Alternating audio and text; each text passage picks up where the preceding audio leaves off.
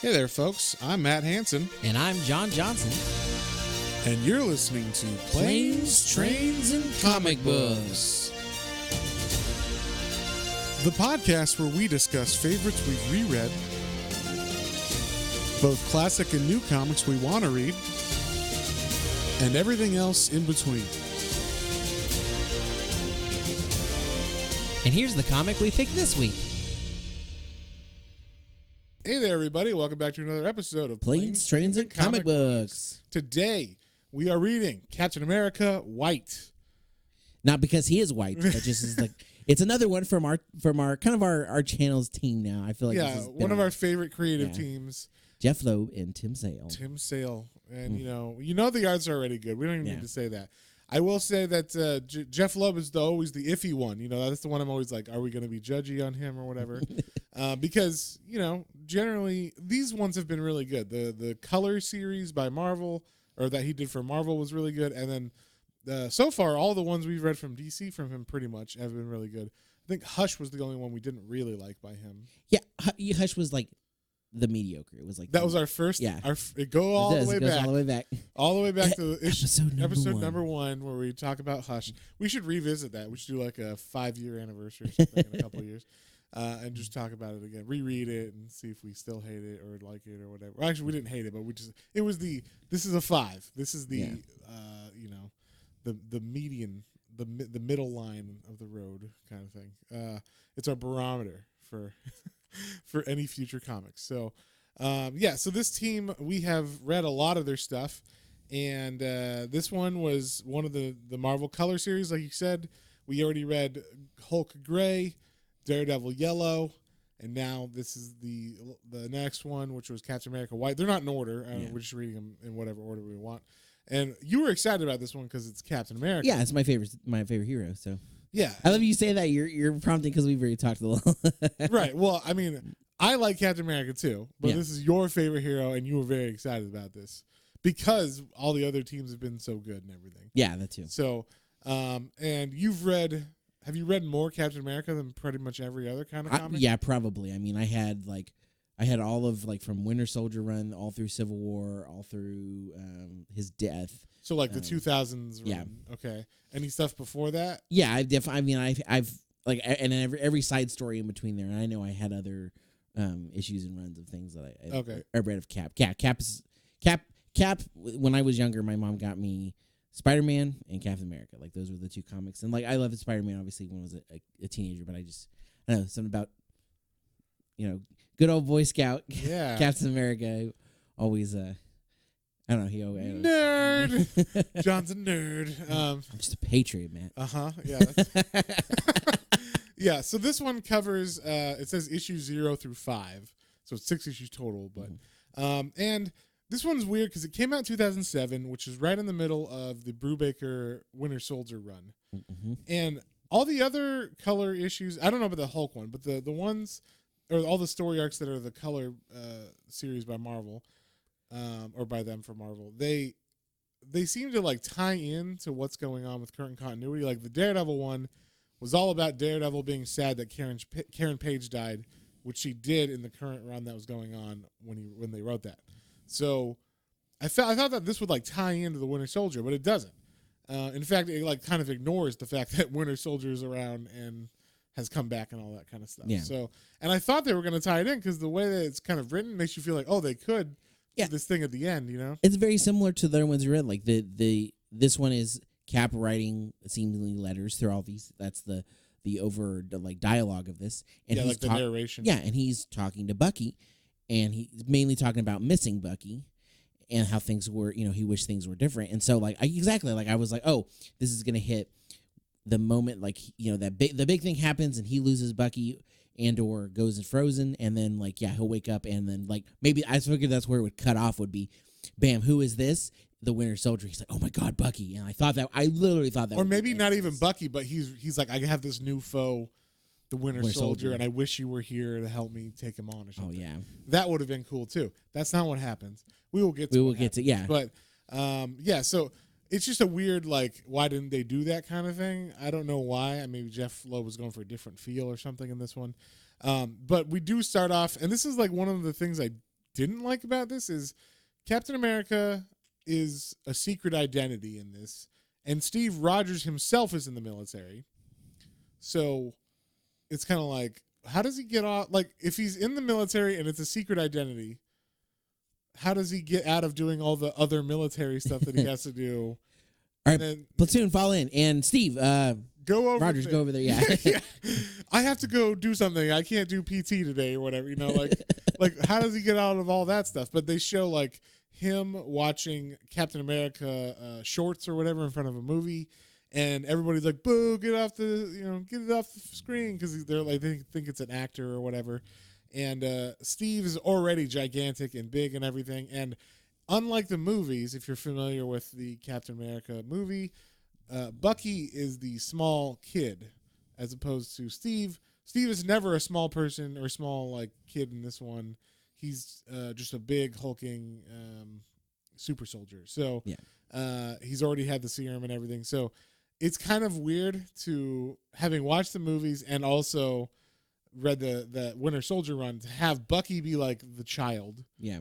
And Steve be the one that's kind of the commander guy or whatever. And it is weird with Bucky. I will say this too, just making me think of, and I know you can think of the movie, especially how small Steve was in that, but it really, like, Bucky comes off as so young and innocent that it almost is weird that he's in the military with him, because like, well, they even say like he's not able to be in the military. I know, but I know that's also weird that they like it's all like okay and loud and whatnot. So I don't know why. I mean, they kind of say like, oh, he proves himself, and Cap wants him. Yeah, like that's it. Like we're buddies and whatever. So, but the big like crux and the main reason why they allow Bucky to be his partner is because Bucky discovers that Steve Rogers is Captain America after this movie. So like he goes into Steve's tent without knocking or whatever, and Steve's putting on his Captain America uniform. So it seems like anybody could have walked in and found this out then. Yeah, but not only that, like, you would be like, okay, that's Steve's tent. Yeah, Steve's tent, and then also like Captain America looks a lot like Steve. You know what I'm saying? Like same chin, same voice, same height. That's true. It's true. You wouldn't change his voice for Captain America, like Batman or something. I'm Captain America. Like it doesn't make any sense. So yeah, like this one just didn't. I don't know. Like something about it just didn't really feel like Cap to me. Yeah.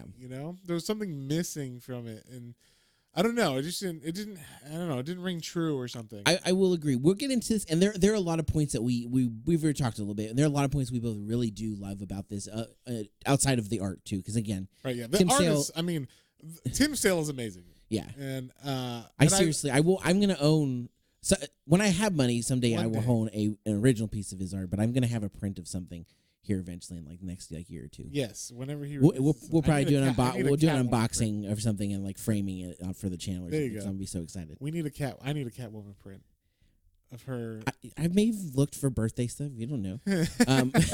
But in particular, yeah, like I feel like my main we'll get into it, but like I feel like this comic never finds its Captain America footing, right, except with the villains. Yes, the villains I thought were great, but I feel like Cap is always like other than like when he's fighting, but I feel like when it's like a Cap, like the Captain America like explanation story or like the narrative of it, yeah, I feel like it's always like a step it's wanting. off. Yeah, it's like not quite. It doesn't feel right. Like something about it's off. And so back to the story of this, Bucky finds out who Cap is, and Cap's like, instead of being like, "Hey, kid, like, what are you doing on the army base or whatever?" Like, he's like, "I'll train you to be my little sidekick or whatever." And he gets the government to allow it, and he basically makes Bucky his sidekick. His Robin. His Robin, yeah. So. And dresses him in the full. I mean, he's parachuting with Captain America. I mean, this is like you said, a 15-year-old kid or whatever. It's not. I don't know where I don't know if Bucky had parents or anything, but apparently they didn't give a fuck what he was doing, because he's literally parachuting into war zones, beating up Nazis. So that's always fun. His heart's in the right place, right? I mean, he punching Nazis. So I mean, yeah.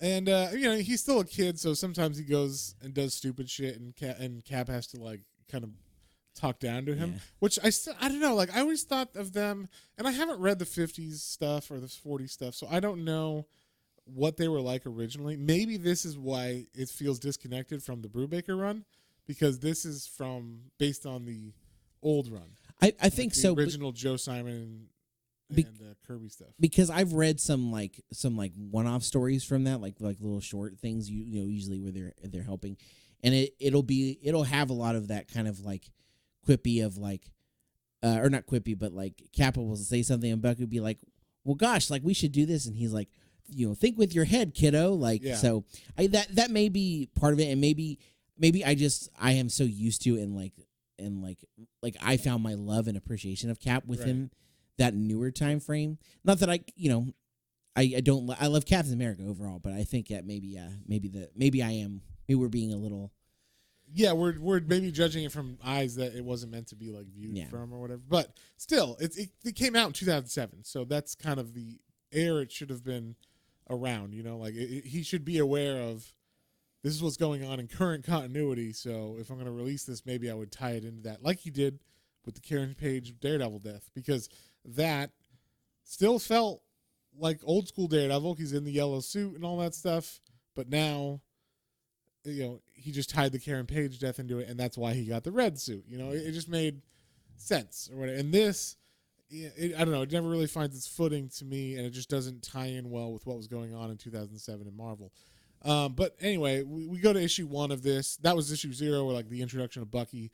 Issue 1 is all like Cap wakes up in our modern day after being frozen, and is like, "Oh, what's going on?" And he's like, "Bucky!" So we know something happens to Bucky. We don't know what, but Cap is very like upset and like literally comes out of his frozen state in the hospital yelling Bucky's name in front of all of the a pretty awesome like full page spread of the Avengers, and it's like the old Avengers too, like the original. Yeah, very classic. Iron Man's got like his pointy helmet. Yeah, and it's Wasp, Giant so it's Man, like and Thor. it's like Gen 2 of Iron Man or whatever. Yeah, so. yeah. That was a really good 2-page spread of him waking up. And I love him be like, "Who the fuck are you guys?" Because like he doesn't know who the Avengers are. Before it was just him, and now he's got all the the Avengers are there, and he's like, "Who?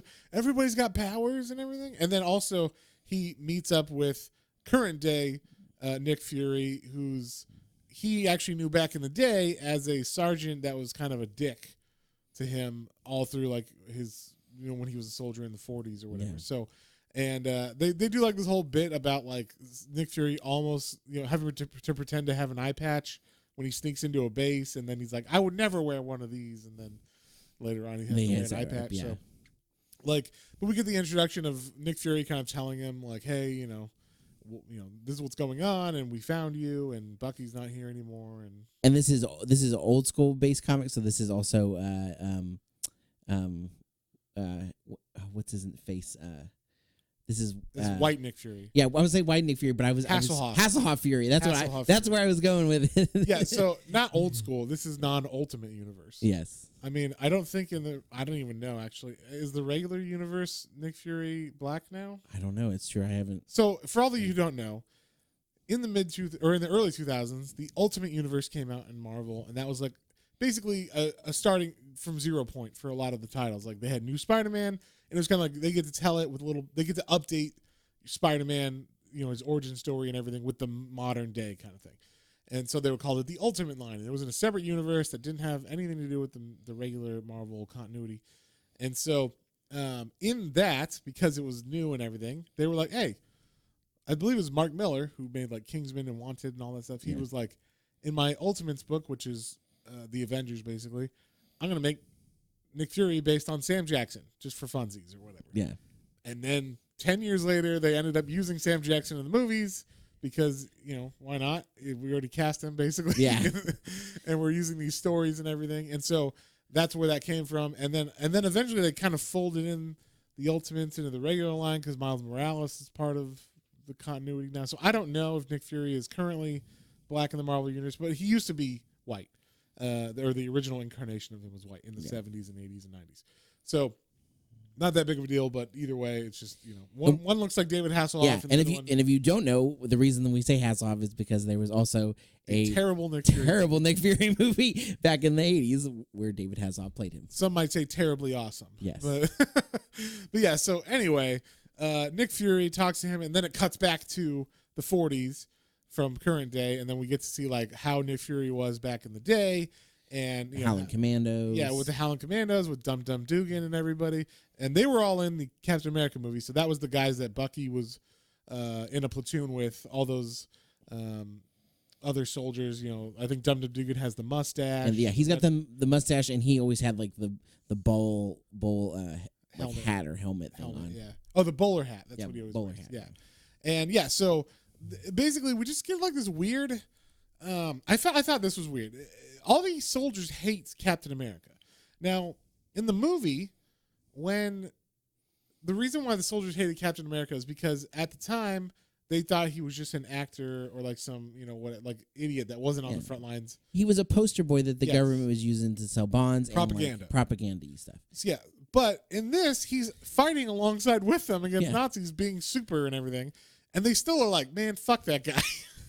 And I don't know why. I don't get why they don't like him so much. Like Dum Dum Dugan really doesn't like him. Nick Fury really doesn't like him.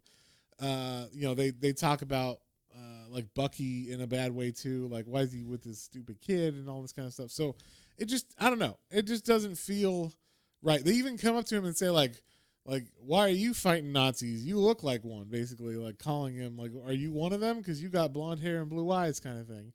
And Dum Dum Dugan's got like red hair and a mustache and everything. So yeah, I guess he doesn't look like one. I don't know, but like, it's weird that they like don't like him so much. And like I said, they're going on missions with him and everything. They see him in action and they still don't like him. So basically, they get at the like towards the middle of this book, they go on an actual mission with everybody. Like the platoon of Dum Dum Dugan and Nick Fury's guys, like are sent on a mission to.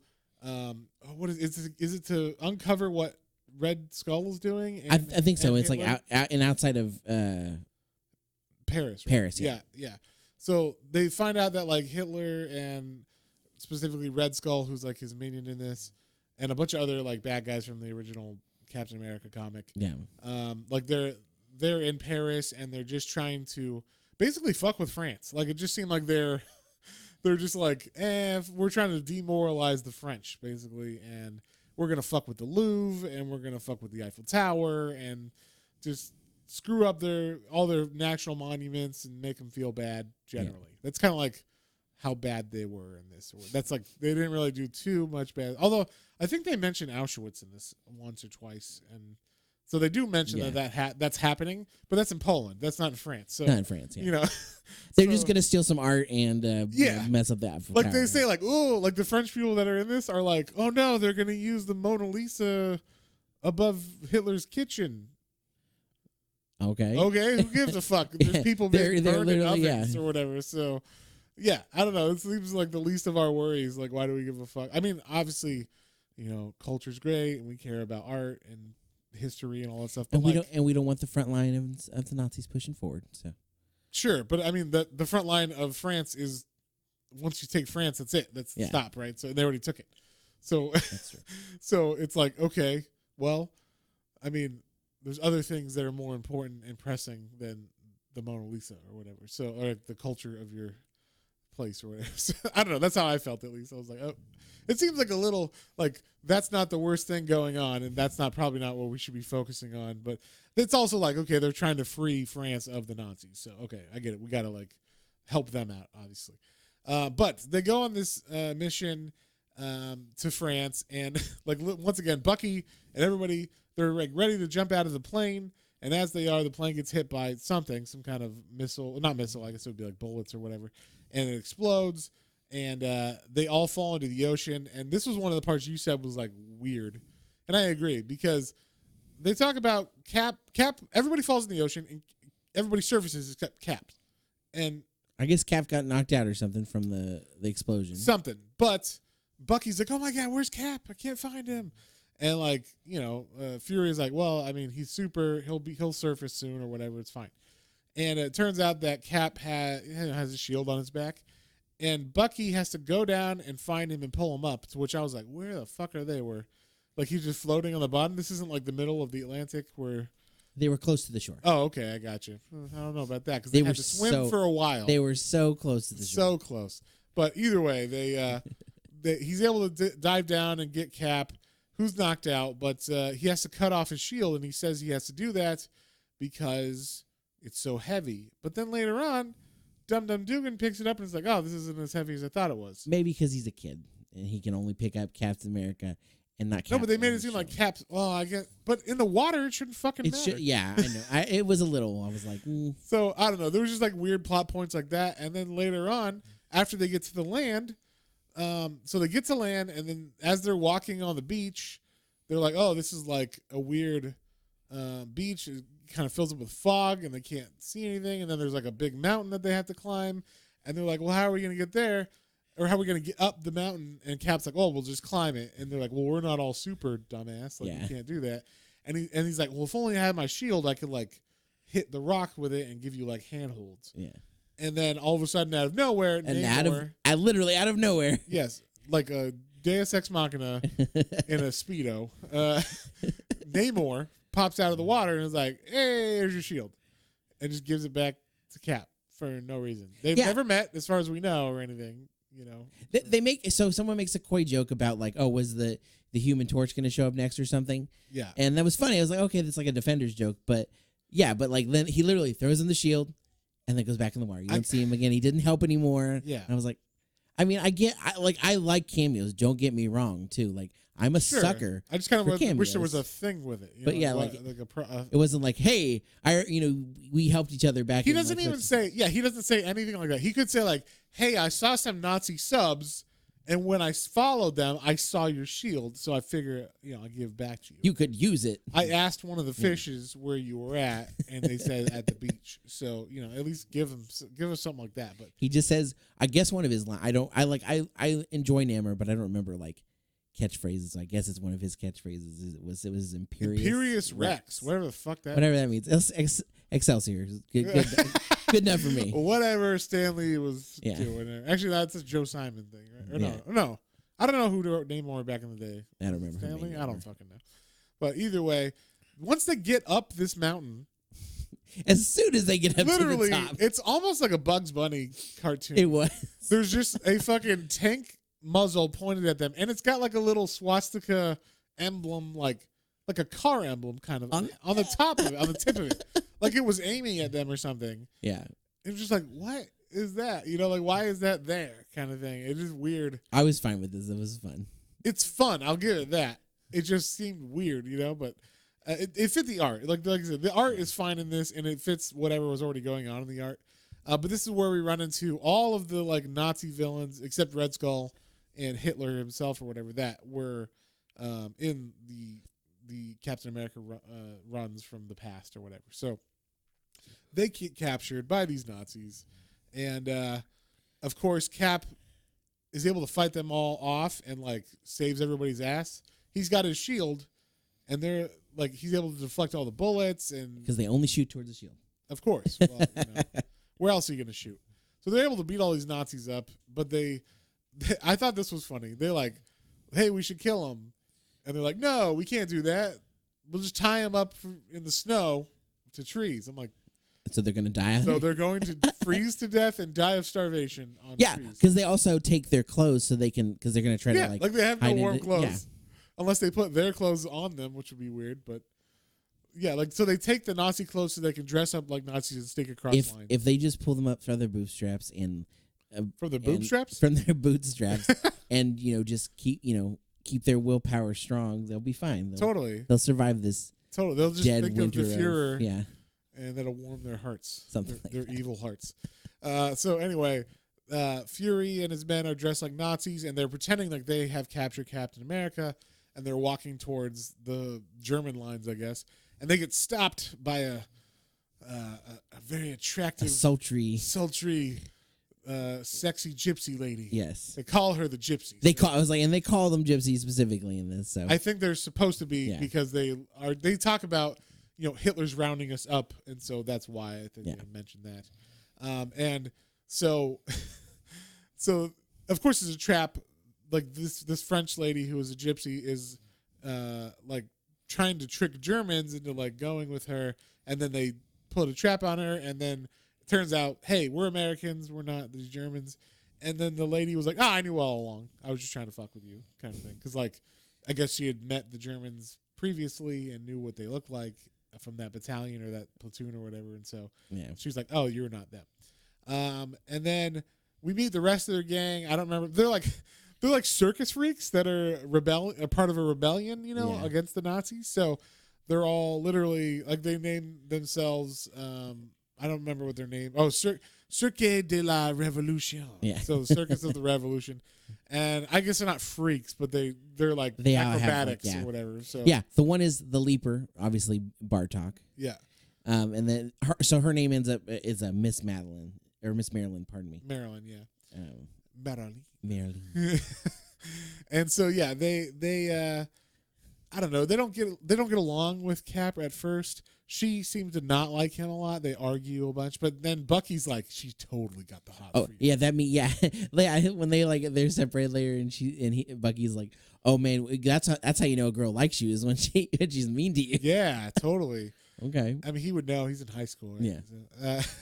But yeah, Cap so then trust him. I liked this part. Like, so we end this issue with Cap being like, they're in the sewers and they're sneaking into France because they're with the freedom fighters.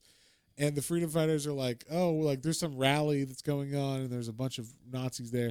And Cap's like, oh, let me just like go up to this sewer grate and peek my head up and see what's going on.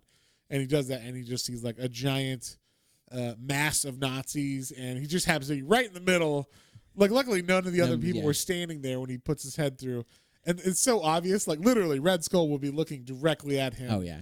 And see his eyes in the sewer grate or whatever. So it kind of made me feel like Indiana Jones. It totally is. Where he turns the corner and it's literally do yes, like just everywhere, just Nazis everywhere. But yeah, he sees the Red Skull and all the bad guys. I really like the way Jeff Loeb draws the Red Skull.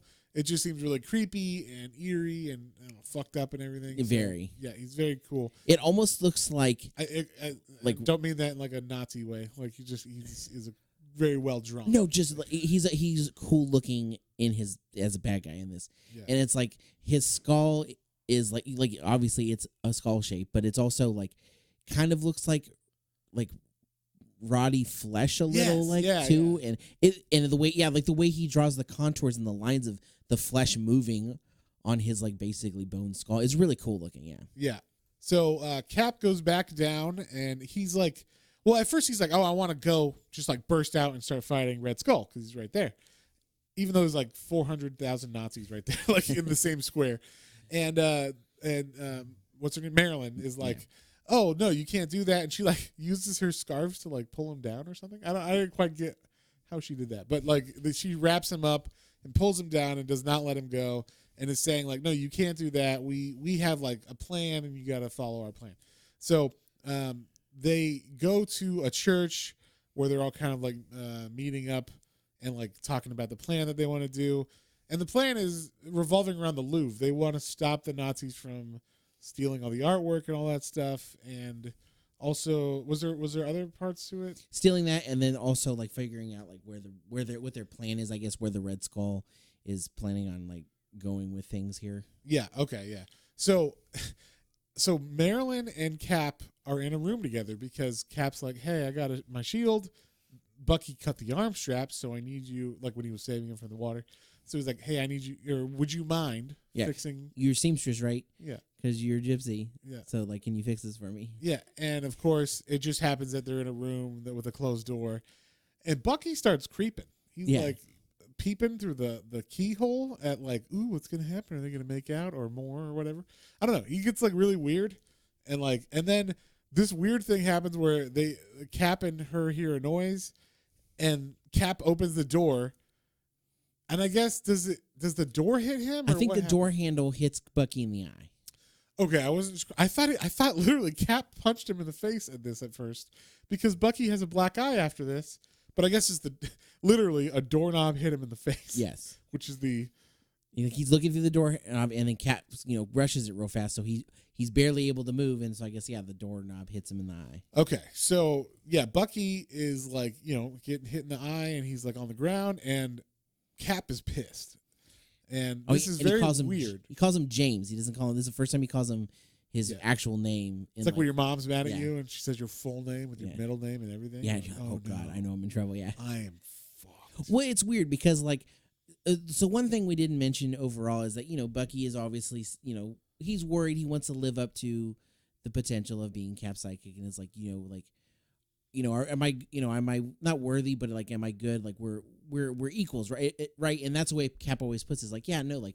We're in this together. I've got your back. Yeah, we're buds. Blah blah blah. But then, once or twice where he's had to be hey, yeah, he's got to talk down to him because he's still a kid and he still fucks up sometimes, and so there's obviously they're not obviously equal because Cap's an adult and he's not. So and for some reason, this accidental slip of the doorknob hitting him because Cap rushes the door puts the worst Cap doesn't trust me anymore, and I can't believe he did that, and not only that, I have to prove myself, so I'm gonna fight Red Skull by myself. It was just so weird. It was and maybe I'm not thinking from a kid's perspective, but it's it wasn't even Cap.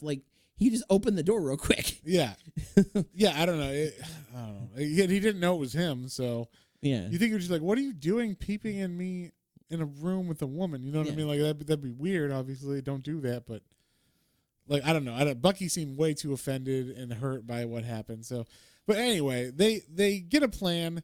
Because Red Skull is I guess set up at the Eiffel Tower, that's where their main headquarters are or something. I think so, and I think he's talking about maybe he's gonna blow it up to right, we said, they're trying to destroy all the monuments and stuff. Yeah, they're you said they're gonna basically make the people of France afraid and bring them to their knees or whatever. Yeah, to I guess be obedient within the control, subjugate them. Yes, and then Baron von Strucker, is he's there too. He's the obviously one of the big Cap villains, and he is going to be either taking and stealing or taking and destroying all the cultural stuff in the Louvre.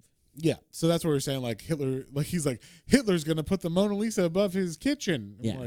Oh no, how horrible. Yeah, okay, that ugly lady is gonna get some grease on her face. That's all I know. But yeah, so that's the main thing, and then also we get the big twist with the French guys, the rebellion, is as they get to the Louvre to do their plan. And so we should also say that Cap and his buddies or his soldiers go off to the Eiffel Tower, and then they go to the Louvre. Oh, they all go to the Louvre? Yeah. Okay, after that, then the Cap goes to the Louvre. Yeah, then Cap goes to because he realizes where because they're getting ready to do this. He's where's Bucky? That's right. Bucky goes on his own to get Red Skull. And they're Red Skull's at the Eiffel Tower because he's talking about blowing it. Right. So while they get to the Louvre, the rebellion, or the rebels, and all of a sudden the Nazis are there, and they're well, how do you know? And it turns out, fucking Bartok, the other Bartok the Leaper. The Leaper is evil. He's a traitor. He's a double crosser. You couldn't have guessed that from his mustache. Yeah, he's got a fucking twirly ass mustache. I knew right away. I was he's bad. They put circles around his eyes and everything too. He looks evil. It's kind of like in the Anastasia cartoon. Oh. You're well, obviously Rasputin is evil because he's got super sunken eye. Even Jafar. Yeah. You're oh, he's totally evil. He's got that beard. That beard, the little curly Q. Yes, exactly. So yeah, like we said, they get kind of apprehended by the Nazis, and then Cap goes to get Bucky, who went on his own to get Red Skull. So Cap arrives at the Eiffel Tower and calls out Red Skull basically, and then finds out that Bucky has been captured by Red Skull, and he's got him tied up with all this dynamite and everything. And he's I'm gonna kill your sidekick. I liked it. I mean the way I like the Red Skull here has him like you said, has him wrapped up with I guess dynamite string and stuff, and It was cool. It was very much. Yeah, I looked at it. I'm like, it looks great graphically. I have no idea what he's actually wrapped up in. I didn't know if it was that or barbed wire because it did look like. It kind of looks like both. It looks like he's got bombs and he's tied up with the bomb wire, maybe, but also it's got maybe razor wire or barbed wire with it or something. So, but either way, Bucky's not in a good place. Yeah. So, and also the whole time this comic's going on, we're like we said, we're getting narration by a future Steve Rogers who's talking about, oh, when you died, Bucky, it was so sad and I miss you, bud, and all this stuff. So like it's building up to what I think is going to be the death of Bucky Barnes. Yeah, I really am assuming here, like, oh, Red Skull really is about to kill Bucky. Like this is horrible. Or like something's going to happen, kind of like when Gwen Stacy, Cap tries to save him and then his neck breaks, or whatever. We don't know. But like, and also this is, like I said, in the context of what's going on in Marvel in 2007. So we know Bucky becomes Winter Soldier. So is it going to tie into that? Well, spoiler, no, it doesn't. So they could have done a really easy tie into this. So we get some really fun looking panels with like Zeppelins and the Eiffel Tower and a crazy looking, like he looks like the Joker almost, like his face with the laughing Red Skull. It's a very, very animated, very good looking.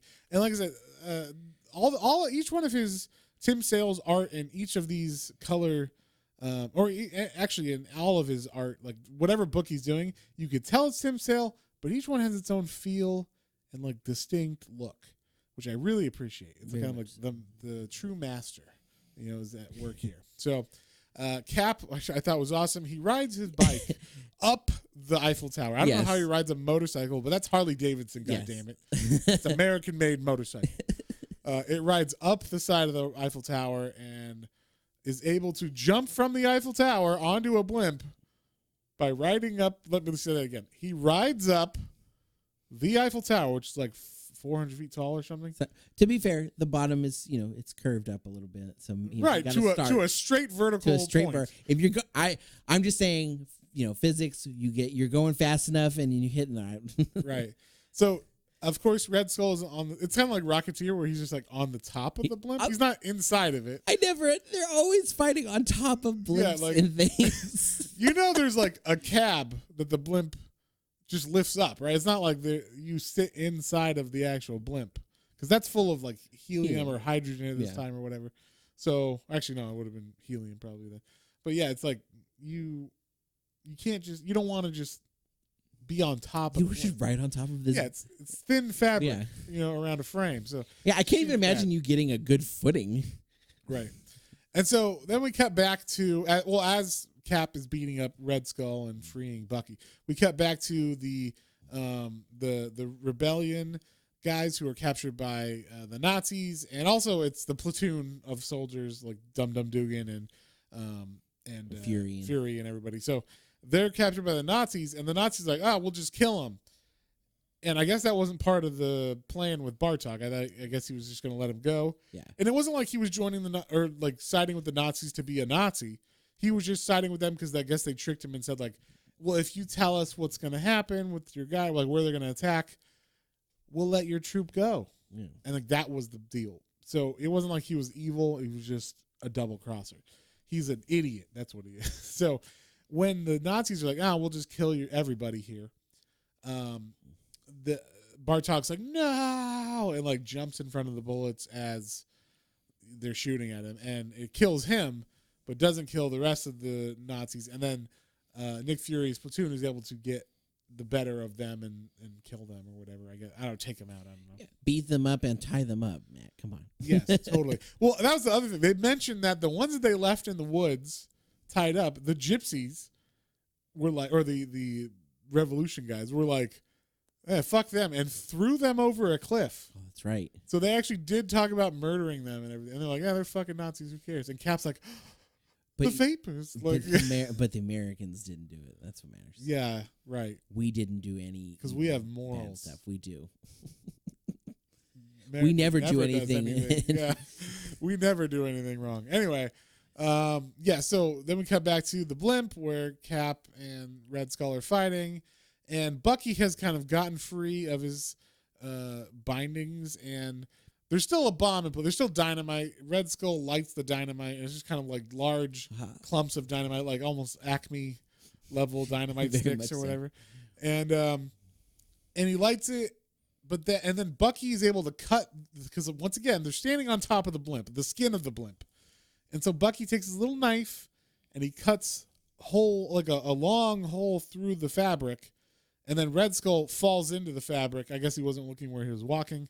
And he falls through and drops the bombs inside of the blimp, and then big explosion. Yeah, big explosion as Cap and Bucky jump off the blimp and then are able to survive. I don't quite know how. It just shows them balled up with like Cap's holding Bucky balled up like in like a fetal position. Yeah, and I guess they hit some kind of like tarp or something. I guess. I don't know. I don't. Oh, it's a big top, like kind of tent. Oh, that's right, because they're circus folks, so they have a giant tent that they set up. Knowing that, I don't know how long it takes to set up a big tent. There was a lot of Deus Ex Machina stuff in this, where just shit would show up when it needed to make the story keep going, and it wasn't fully there. But basically, at the end of it, Bucky's like, "Yay, we got him, Cap!" And then Cap gets to make out with Marilyn.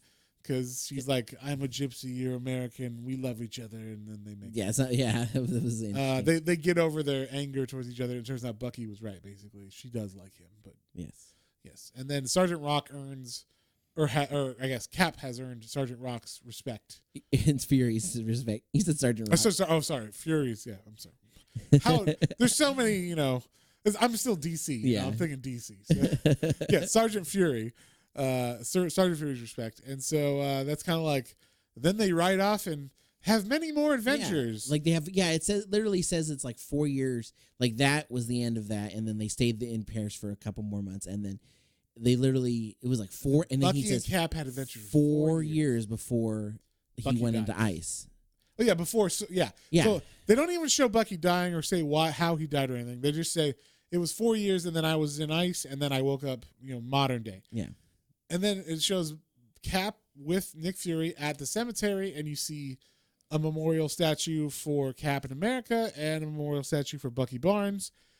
And it is young Bucky, and we did see when Fury first had him out, he shows him a Medal of Honor that Bucky had won.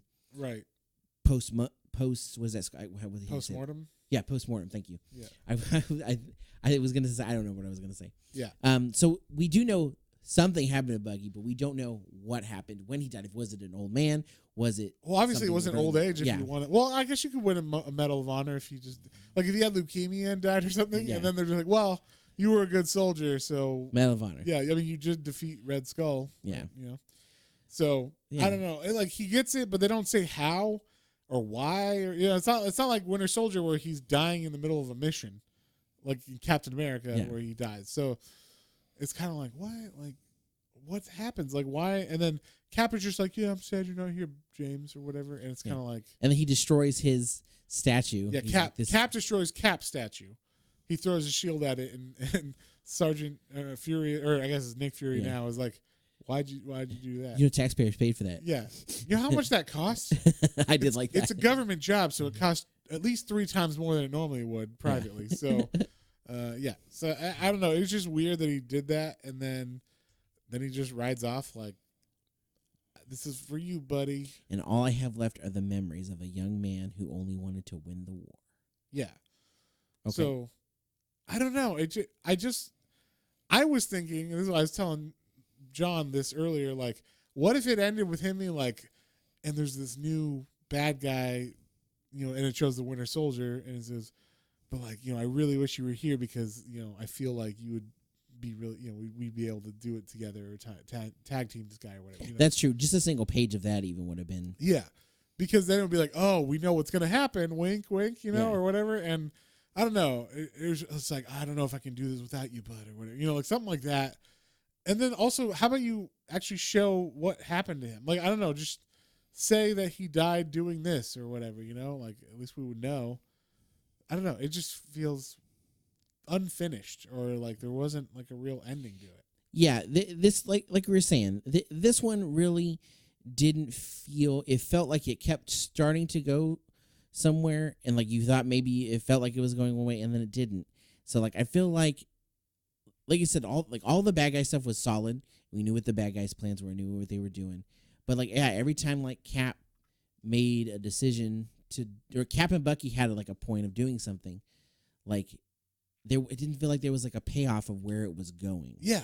So and I especially with especially like all the other ones. Yeah. All the other ones have like a reason for the like letters and like there was no like why is he writing this letter to Bucky other than him being dead? It's like it seemed like you had adventures, you had maybe not closure, but you didn't see him die. You didn't have that sadness that like Daredevil had finding Karen Page dead, from drug overdose, or Hulk, whatever. I can't remember what he goes through, but just in general, him being sad that he's turned into Hulk or whatever. So like, or like that he'll never love Betty. Right. Yeah. So like, or he will never get Betty as like a monster or whatever. Like there's that sadness. Yeah.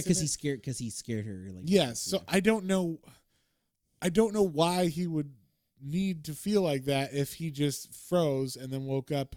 I guess not having had the time he could have had with Bucky that makes him sad. Like, I wish you were here because I was frozen and I wake up like I didn't lose any time, but you're not here. Yeah.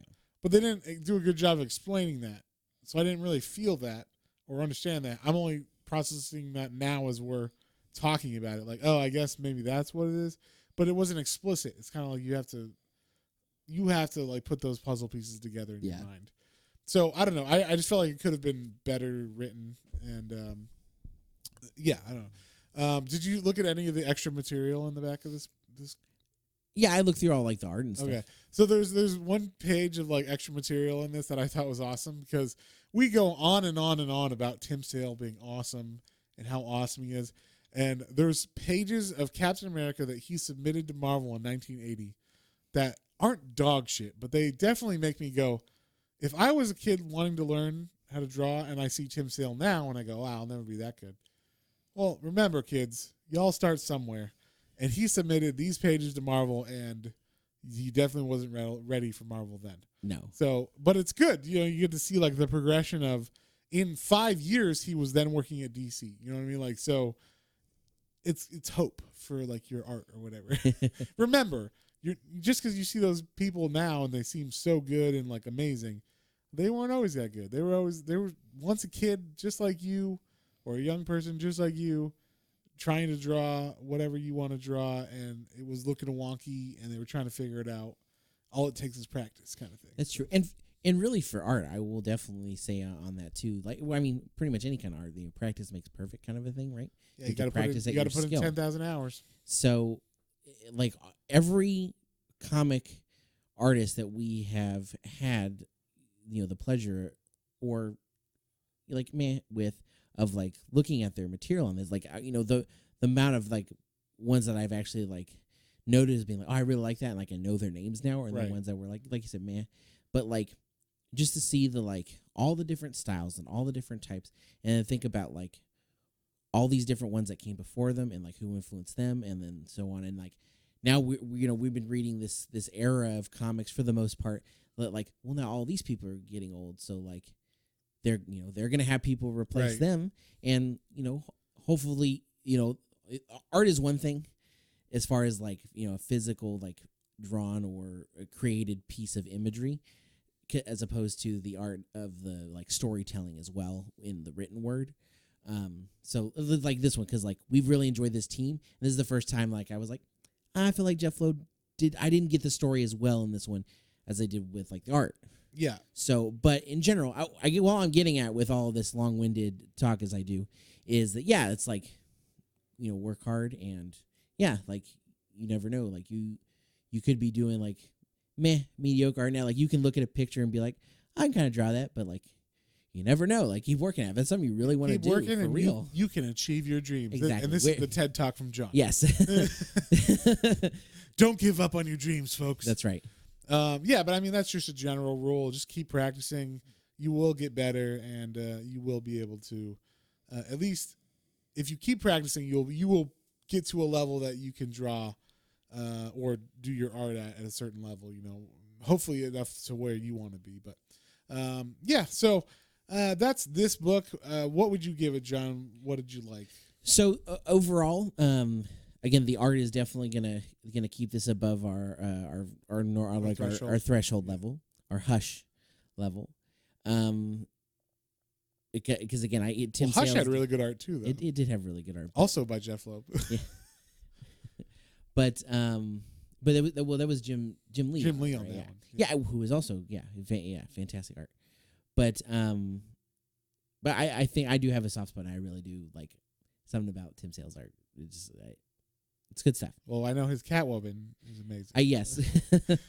We know you're gonna ask him to make measurements for you're sending your wife's measurements. Yeah, there you go. I'm gonna need this drawn out for her so we can get this. I need to make made. this cat suit for Halloween. For Halloween. Yeah, for Halloween. But but yeah, so yeah, Tim Sale is amazing as always, and then I liked a lot of elements of the story, and again, being such a big Cap fan, like where it got the Cap elements right, it got them right, and I loved it. And especially, like I said, yeah, like Red Skull was really cool.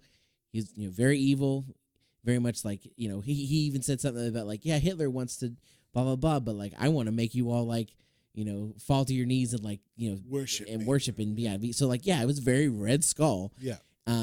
So yeah, like the things it got right, it got really right, and like just like I've before him with his, he's been doing little check boxes, but yeah, just like the notes on Cap with it, and again, maybe he was pulling more of that influence from the older stuff, which it is fine, but it's just like that's not like the essence of where Cap has been. I feel in the last like 30 years. Yeah, it's definitely it's golden harder, age Cap. Yeah, so it's harder to. I guess it's harder for me to like. To feel as gung ho about like going back to the to that. So yeah, so overall, I would say I would give this one a 6. Okay. 6.5 for the art. Okay. Yeah. You my first point. You're very generous, John. I feel like I gave some of the other ones a 6.5 or a 7. So I can't in good like to me this is literally it's not as bad as Hush writing. I'm giving it a 6. I go back. No, you already said it. You can't go back. You can't triple stamp a double stamp. You can't triple stamp a double stamp. Okay. Yes, 6.5.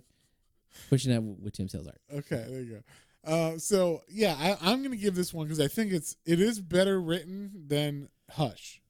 I feel like because Hush was like a mess of non-making sense. So and the art was solid as well in this. So I'm gonna give it a 5.5. I think it's fine. Like it will be a good introduction, like you said, to Golden Age Cap because I have a suspicion, I might be wrong, that Golden Age Cap is kind of unreadable, like a lot of Golden Age stuff or whatever. Yeah. Especially if you've never read Golden Age stuff and you don't have like a fondness for it.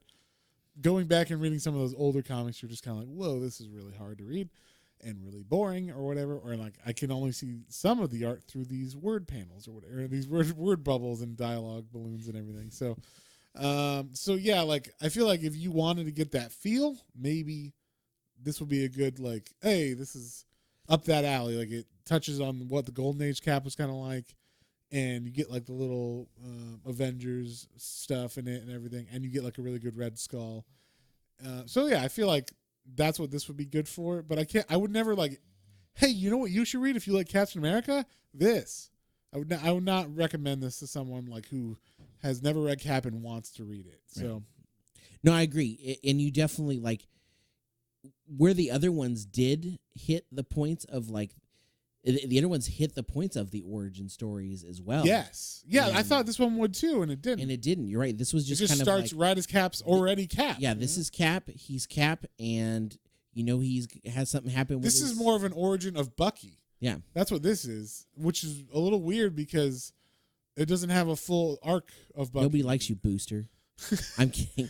No, nobody likes. This is that era of where you have that sidekick where it's like Robin isn't cool yet, Bucky isn't cool yet. Like they're not like you get the kid readers for those. Yes, it's like, oh, I can be Cap's sidekick. I guess maybe that was the theory. Yeah, that was the theory, or at least. But like, yeah, when I read those, I'm like, oh, this fucking kid's annoying. Yeah. Like, okay. G. Willikers. Yeah, exactly. watching that the old Look out, radioactive man. Exactly. Exactly. The goggles do nothing. Do nothing. Yeah. So yeah, I feel the same. Like it just, I don't know. This one, it just doesn't hit the same way as the other ones were. I feel like if someone was like, hey, what's a good Daredevil to read, like the origin, I would just give him Daredevil Yellow. Be like, and this would catch you up with a big chunk of what was going on in the main storyline of that comic during that time, the main line of comics. And then same with Hulk, you could just be like, hey, read this. It's like the origin story of Hulk.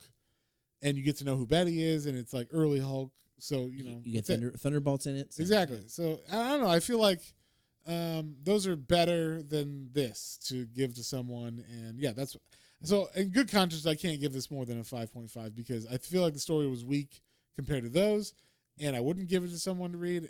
But the art was great. So, that being said, we are still going to finish the series. We're going to read Spider-Man Blue. Spider-Man Blue is the last one of this color series. We're not reading it next. It's on the it'll come the list somewhere. It'll come down the road. But we might not jump to it as quickly now as we. Yeah, this took a little steam out of the Jeff Loeb, Tim Sale stuff. Yeah, so, not the Tim Sale side of that though. But, but yeah, and I think this was the last one to come out. All the other ones came out before this, so maybe that's why too. Maybe they wanted to change it up because they didn't want to follow the same format or whatever. But I can see. You know what? Art is in the eye of the beholder, and how dare we question this also, is perfect in their eyes. You know, as always, if this is your favorite comic, good for you. Yeah, read it, love it, buy it. We don't have a problem with you or anything. You know? I have some comics that I know Matt hates, and I have loved and enjoyed, and. I can't say there's any of his I hate because every time he's like, "Oh, read it," I'm like, "Oh, okay, that was really good." I can't believe I didn't read that yet. Thank you. I have great taste. Yes, I will give him credit there that so far, Matt has not. I'm sure there's comics that I like that you wouldn't like. I can't think of any off the top of my head, but like I'm sure there's got to be ones that I at least enjoy reading. Like, oh, I like Spawn, and you might not like Spawn, or you know, like stuff like that. So we just haven't read them yet. Yeah. So. Speaking of, we should totally read Spawn. I know you're all in on Spawn. I'm all in on Spawn now. I never thought I would be one of those people, and I am all in on Spawn now. Matt's like, I want all the toys. I want all the. I don't know about the toys, but I'm definitely in on the comic Spawn. So, but yeah, so that is Captain America White. John gives it a 6.5. I give it a 5.5. Next week, what are we reading, John? Next week, we're gonna dip our toe into the Moon since Moon Knight has come out on Disney Plus. We're just a week behind. On that. No, so we thought we would go ahead and we would check out Moon Knight's origin, and kind of tie that in and see how we, because Moon Knight's just starting out, so we can catch up with it. Yeah, so there's a lot of different Moon Knights that John looked up that were like, oh, this is a great run, but you got to start with the beginning on some of these. So we're gonna read from the Epic Collection Volume 1. Okay, that's right. Moon Knight issues 1 through 4. So the original series of Moon Knight, the first 4 issues. And just see how it is. I mean, what's the origin of this guy? How does it go? And, maybe for fun, I'll read some of the, if I like it, I'll read like the actual origin, because he actually first appeared in the comic series Werewolf by Night, which was like the horror line in Marvel. And that's just the name. It's kind of like, Mysteries in Space. Or it's like, which I found out they're going to do a Halloween special on Disney Plus of that. Cool. Sorry. Yeah. And I haven't watched the show yet. I want to watch the show, so I'll get to that. But I'm interested in Moon Knight just because I want to see what he was like originally in the comics, and from what I understand, like Bill Sienkiewicz does the art, and it's early Bill Sienkiewicz, so he doesn't look quite as crazy as he does later on. But I mean, he's a fantastic artist. So you have seen him ink The Question. Okay. He inked the question art from Dennis Cohen, who did the pencils. Okay. So. He still does. They actually work together on the newest Question book that was out. Oh, that's fun. So, yeah, they're buddies. So that's cool. We'll come back to that. Yeah. So it should be fun. It should be interesting. We'll see how it is. But yeah, just in case you guys want to find those issues and read along or whatever, that's what we're reading. Issues 1 through 4 of the '80s original Moon Knight series. I think it's the '80s. It might be the late '70s, early '80s. With that being said, if you guys have any comments, questions, or suggestions, you can email us at planestrains.comicbooks, all one word, @gmail.com. And don't forget about our Instagram, Twitter, YouTube channel for exclusive content. And if you would like to support us, we have our coffee. That's get us a cup of coffee. It's ko-fi.com/planes, trains, and comic books, all one word. It catches you up on the week. It lets you know all the specials that Matt put out on YouTube. Lets you know what our big end of the week episode like this was if you didn't catch it from last week. Yep. It's a good way to sign up. If only that to support us, that you sign up, let you know what we're all doing. If you feel that you could donate, you can throw some our way that we can, make sure our storage is good to go, bring extra content down the road. Yeah. We appreciate it. Yeah. And one of the tiers you can do is it's called the blue and gold tier. And we have a special, what's that called? A perk. A perk? Yeah, Is that what it's called? Whatever. You get to, if you subscribe to that and you become a member on the blue and gold, you can suggest a book to us. As of right now, it's monthly. So if you want to tell us a book to read and you want to sign up because we haven't missed or we haven't got to the book you want us to read, you could sign up for that and we will read it for the most part, unless there was some really weird something that we were like, no. But for the most part, I can't imagine there's something, maybe some like weird adult comic. Although we could throw that in there. We could, yeah. I guess, yeah. We all got a pretty open mind, so we're pretty open to doing. I don't think we've read comics about like dogs, and I was gonna say. I was like, what? Some of the manga we've read has been really out there. We'll just say that if you've never listened to our manga issues. Yes, Fire Punch. Yes, we'll just say Fire Punch. Fire Punch. Yeah, if you want, and that was at my request. So, so if you have something that you want us to read, I know Otaku Mike is one of our subscribers to that, and he has suggested Battle Pug and the one we did a couple weeks ago, Five Ghosts. So we try to stay on top of that and at least do like one a month as he recommends them. So that could be you if you want to. And of course, I always do my Hellblazer minis. So if you want to know more about Hellblazer and you like the Swamp Thing. Matt's minis, I do a Hellblazer one where I'm reading every issue of that and posting them for you to download, so you can get a second podcast that's a minis as well. That is only for subscribers. And it's only for subscribers, and it's only on Ko-fi, ko-fi.com/Planes, Trains, and Comic Books, all one word. All one word. All one word. And yeah, we'll see you guys in the next one. On the next one. Bye.